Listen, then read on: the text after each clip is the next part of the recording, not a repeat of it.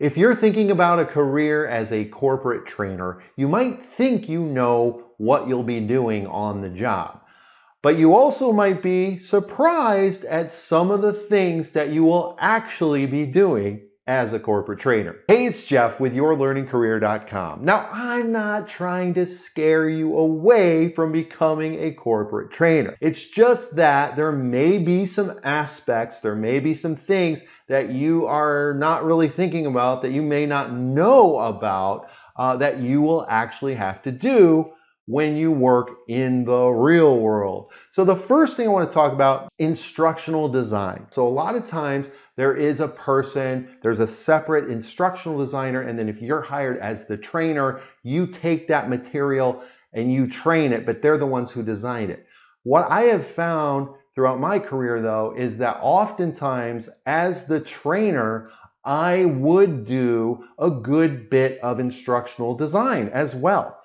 Now, sometimes that was actually very much part of the job. Like when I got hired, it was understood, okay, you are both, you're going to be the trainer and you're also going to do instructional design. So a lot of times that was right up front. I knew that. But even in jobs where my responsibility was just the training, I still found myself doing instructional design tasks. Because as the trainer, you know, even when the class gets handed off to you, the instructional designer is not the one regularly teaching the class. You as the trainer are. So you become very familiar with what works, what doesn't work. And for me, I would, after teaching a class for a little bit, I would find that there were ways to, there were things I would want to tweak. There were maybe new activities I'd want to add. And so I definitely found myself doing some instructional design type tasks as a trainer. Another thing you might also find yourself doing, you know, a lot of times traditionally an instructional designer would be the person who would put together your PowerPoint that you're going to present from. But again, depending on the company, that might be your responsibility. So you might actually have some of these design responsibilities where you're building the PowerPoint, you're coming up with the template, you're putting all that together.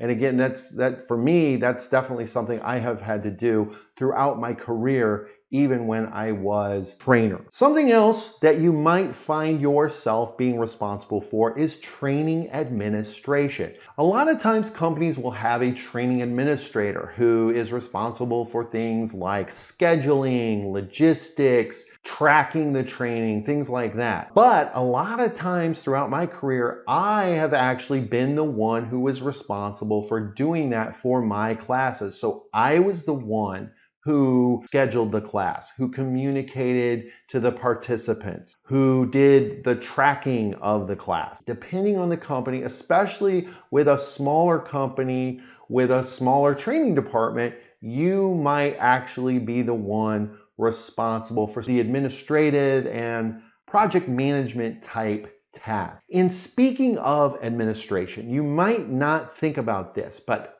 LMS administration may also be a part of your job. An LMS is a learning management system, and most companies have a learning management system to help them keep track of training. It might be e-learning that gets loaded up into the learning management system, but also your instructor-led classes are typically going to be loaded into a learning management system as well, because that's how your participants, how the employees will register for your class. They go into the learning management system and they sign up that way.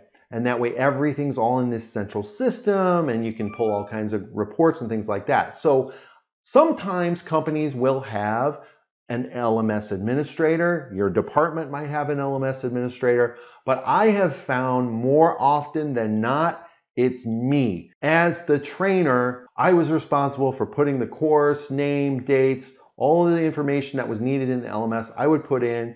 And then after the class, I was also responsible for updating the learning management system with who attended. So you might also, again, depending on the company, you may also find yourself being responsible for that. Presenter Wrangler. If you are teaching a class that has guest speakers, So maybe like you're teaching a leadership series or a leadership academy or a sales academy or new employee orientation. Like these are some examples of classes or maybe series of classes where you're going to have people from other parts of the company come in and talk to your class. And part of that may include what I call being a presenter wrangler. So for one thing, you might be the one responsible for communicating with the people you want to come into your class. Like you might end up being the one who has to email them or call them to say, hey, can you come and speak in this class?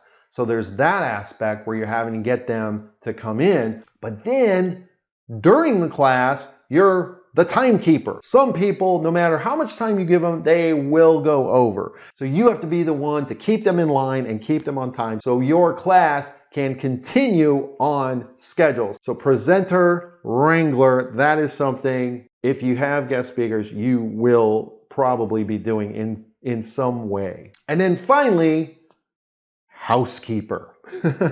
In a perfect world, you would show up to wherever you're doing your training. The room would be set up perfectly. You would teach your class and then you would be done and you would leave.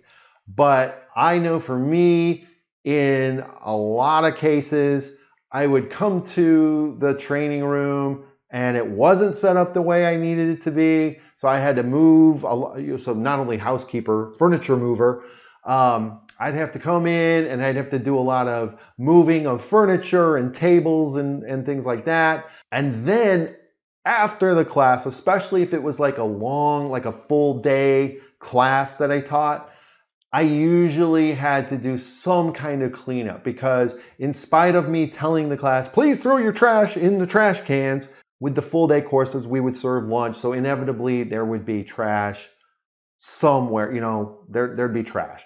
So I would have to pick up the trash. And then if you're doing activities and you have flip chart paper all over, you're going around, you're cleaning it up. So there is that aspect of cleanup at the end of your training class. All right, so those are just a few of the things I wanted to share with you. These are just some things that you may encounter out in the real world when you get hired as a corporate trainer. If you found this helpful, be sure to give me a like. Also, if you'd like some more information about being a corporate trainer, make sure to check out the links in the description below. I've got some articles I'll link to as well as some books. And then, of course, I also have several great videos here on the channel about being a corporate trainer. I'll link to those here. Thank you so much for watching, and we will see you next time.